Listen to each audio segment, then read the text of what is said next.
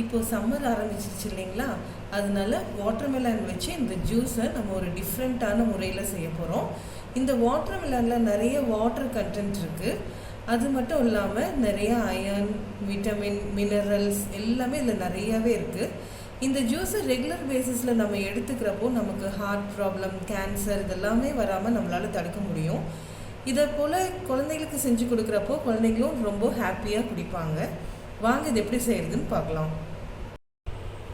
இப்போ ஒரு mixie jar எடுத்துருக்கோம். இதில் ஃபஸ்ட்டு நம்மளோட வாட்டர்மெலன் ஆட் பண்ணிக்கலாம்.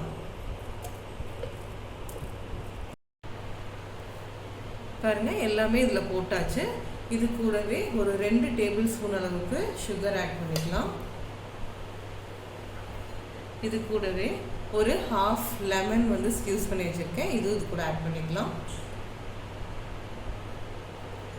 கடைசியாக கொஞ்சமாக புதினா எடுத்து வச்சுருக்கேன், ஒரு 4-5 லீவ்ஸ் இருந்தால் போதும். இது கூட ஆட் பண்ணிக்கலாம். இப்போ இது வந்து நல்லா ஃபைன் பேஸ்ட்டாக கிரைண்ட் பண்ணிட்டு வந்துடலாம். பாருங்கள், நல்லா கிரைண்ட் பண்ணிட்டு வந்தாச்சு. இப்போ நம்ம வந்து இதை அப்படியே ஃபில்டர் பண்ணிக்கலாம்.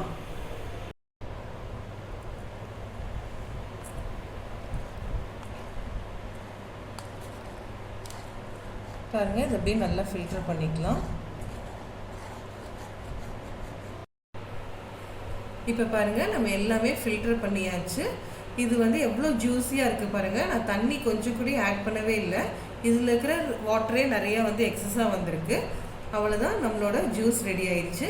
இது அப்படியே ஒரு கிளாஸ் மக்குக்கு ட்ரான்ஸ்ஃபர் பண்ணிக்கலாம்.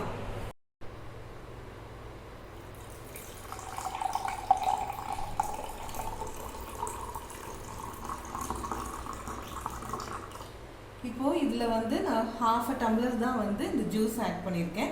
இப்போ இது கூட இன்னொரு இன்க்ரீடியண்ட் ஆட் பண்ண போகிறேன்.